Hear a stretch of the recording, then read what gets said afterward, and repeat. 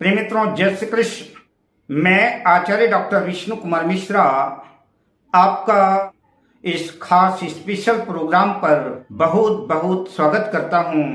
आपका बहुत बहुत अभिनंदन करता हूं। संसार में ऐसा कौन व्यक्ति होगा जो लक्ष्मी को नहीं चाहता हो।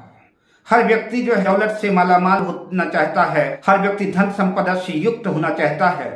आज मैं ऐसे ही ज्योतिषी एक महत्वपूर्ण योग की चर्चा करूंगा। जिस जातक की जन्म कुंडली में यह योग बना हुआ है उसके जीवन में धन धान्य की कभी कमी नहीं रहती। उसके घर पर लक्ष्मी का वास होता है। लक्ष्मी की कृपा उस जातक पर बनी रहती है। उस ज्योतिषी योग का नाम है लक्ष्मी नारायण योग। मैं आज आपके समक्ष लक्ष्मी नारायण योग कैसे बनता है, लक्ष्मी नारायण योग की क्या शर्तें हैं और लक्ष्मी नारायण योग का क्या प्रभाव है, क्या फल है, इसकी विशद चर्चा मैं आपसे करूंगा।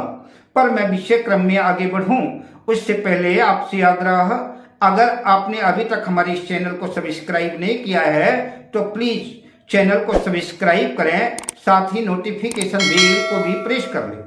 अगर आप अपने या अपनों की जन्म कुंडली का बृहद प्रेडिक्शन कराना चाहते हैं, विश्लेषण कराना चाहते हैं, या कि वर-वधू की कुंडली का मिलान, या किसी किस्म का ज्योतिषी परामर्श चाहते हैं, या कि उत्तम क्वालिटी के रियल राशि रत्न आदि प्राप्त करना चाहते हैं तो स्क्रीन पर फ्लैश हो रहे नंबरों पर आप हमसे संपर्क कर सकते हैं।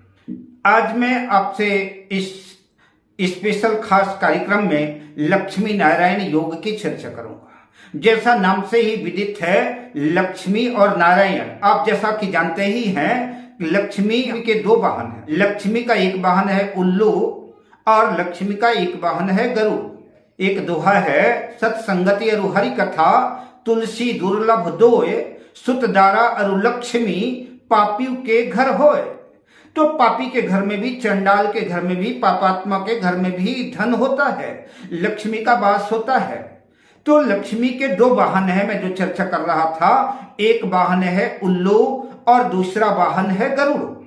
जो पापात्मा होते हैं उनके घर में लक्ष्मी जब आती हैं तो उल्लू पर बैठ करके आती हैं, तो उनके पास शानदार हवेली तो हो जाती है, आलीशान बिल्डिंग खड़ी हो जाती है, धन की कमी नहीं रहती, लेकिन उनकी जड़मती बुद्धि होती है। उनकी बुद्धि बहुत प्रस्फुटित नहीं होती, बुद्धि मलिन होती है और वो कोई भी धर्म कार्य में रुचि नहीं लेते। धर्म ही जो है अधर्म प्रतीत होता है। उनके जीवन में धन तो होता है लेकिन धन का सदुपयोग नहीं कर पाते। उल्लू में आती है तो बुद्धि भ्रष्ट कर देती हैं। उनके जीवन में कलह कलेश तनाव बना रहता है। लेकिन वही लक्ष्मी जब हमारे घर में गरुड़ में चढ़ करके आती हैं, गरुड़ पे सवार होकर के आती हैं, तो गरुड़ पे जब सवार होती हैं तो गरुड़ पे अकेले नहीं आती। गरुड़ में जब लक्ष्मी आती है हमारे घर में तो साथ में नारायण को लेकर के आती हैं। जगत नियंता, जगतपति, जगत पालक नारायण भी साथ में होते हैं। और जब हमारे घर में गरुड़ पर लक्ष्मी सवार होकर के आती है नारायण के साथ, तो निश्चित रूप से धन धान्य की तो वृद्धि करती ही है, धन की वृद्धि होता ही है और साथ में हमारी बुद्धि भी सद्बुद्धि रहती है, धर्म परायण रहती है। हम उस धन का सदुपयोग करने वाले होते हैं, हम लोगों की मदद करते हैं और उस धन का को धर्म कार्य पर लगाते हैं, दीन दुखियों की सेवा करते हैं और उस धन से जो है हमारी बुद्धि पवित्र होती है। तो आज मैं उसी योग की चर्चा करूंगा जिस योग पर जो है लक्ष्मी नारायण के साथ आती हैं, इसीलिए इस योग का नाम ही लक्ष्मी नारायण योग है।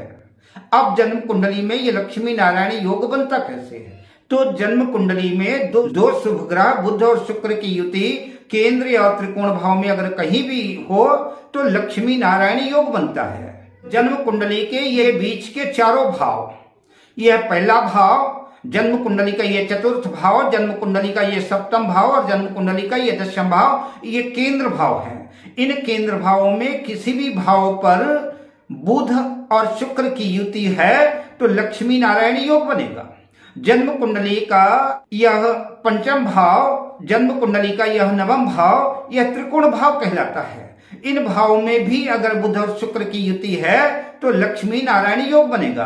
तो लग्न के पहले भाव में, चतुर्थ भाव में, सप्तम भाव में, दशम भाव में, त्रिकोण भाव में, पंचम भाव में, नवम भाव में कहीं भी शुक्र और बुध की युति है तो आपकी जन्म कुंडली में लक्ष्मी नारायण योग बना हुआ है। जिस जातक की भी जन्म कुंडली में ऐसा योग संयोग बना हुआ है, लक्ष्मी नारायण योग बना हुआ है, जैसा नाम से ही विदित है लक्ष्मी नारायण योग, उसके जीवन में धन संपदा की कमी नहीं रहती है। ऐसा जातक विपुल वैभव का स्वामी होता है, किसी भौतिक संसाधनों की कमी नहीं होती। शुक्र तो वैसे ही सुखों का कारक है, शुक्र के पास समस्त भौतिक संसाधन सुख होते ही हैं। और बुध भी ज्ञान का प्रतीक है, बुद्धि का प्रतीक है, विवेक का प्रतीक है। तो जहाँ विवेक, बुद्धि और ज्ञान, सुख सुविधाओं का सम्मिलन हो, शुक्र भी परम ज्ञानी है, उनके पास मृत संजीवनी विद्या है। तो शुभ ग्रहों की युति, तो जहाँ विवेक, बुद्धि और ज्ञान, सुख सुविधाओं का सम्मिलन हो, दो अद्भुत विद्वानों का मिलन हो, तो निश्चित रूप से ऐसे जातकों के जीवन में किसी चीज की कमी नहीं रहती, समस्त सुख सुविधाएं रहती हैं। ऐसा जातक दौलत, शोहरत सब कुछ अर्जित करता है और सफलता का शिखर स्पर्श करता है। ऐसे जातक ज्ञानवान, बुद्धिमान, चतुर, होशियार, पंडित, धर्म की ध्वजा लहराने वाले, ज्योतिषी, गीत, संगीत, कानून आदि के जानकार होते हैं। और जब भी शुक्र और बुध की दशा अंतर्दशा आती है, तो उस दशा अंतर्दशा में ऐसे जातकों का भाग्य का अभ्युदय होता है और उनके जीवन में उस वक्त सब कुछ उनको प्राप्त हो जाता है, किसी चीज की कमी नहीं होती और समाज में ऐसे व्यक्ति आदरणीय माने जाते हैं। जन्म कुंडली में शुक्र और बुध की युति है, लक्ष्मी नारायण योग बना हुआ है, लेकिन इस योग का प्रतिफल कब मिलेगा? इस योग का प्रतिफल तब मिलेगा जब जन्म कुंडली में शुक्र और बुध दोनों योग कारक हों। यह पहली शर्त है। दूसरी शर्त, दोनों ग्रह मजबूत होने चाहिए, बलवान होने चाहिए, उनकी अपनी डिग्री होनी चाहिए। कोई भी ग्रह नीच राशि में ना हो। अगर नीच राशि में कदाचित कोई ग्रह है भी तो उसका नीच भंग भी होता हो। कोई भी ग्रह सूर्य से अस्त ना हो, वृद्ध ना हो, मृत ना हो। क्योंकि शुक्र और बुध दोनों सूर्य के अत्यंत नजदीक रहते हैं, आगे पीछे या कि कभी कभी साथ साथ ही रहते हैं। तो आपको देखना ये जरूर होगा कि आपकी जन्म कुंडली में बुध और शुक्र जो है सूर्य से अस्त ना हो। अगर अस्त है तो आपको जो है इस लक्ष्मी नारायण योग का प्रतिफल नहीं मिल पाएगा। लेकिन अगर ये शर्तें, कंडीशन ठीक है, बुध और शुक्र जन्म कुंडली में योग कारक है, अस्त नहीं है, मृत नहीं है, बलवान है, उनकी अपनी डिग्री है, तो ऐसे जातक विपुल वैभव के स्वामी होते हैं और समाज में इनका आदर होता है, शासन सत्ता पर इनकी पकड़ होती है और ये उच्च पदाधिकारी होते हैं। धन, वैभव, मान सम्मान सब कुछ इनके पास होता है।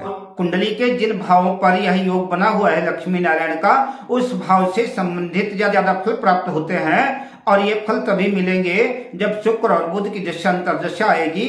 अब मैं आपसे लेता हूं विदा, शुभ कामनाओं के साथ। जय श्री कृष्ण।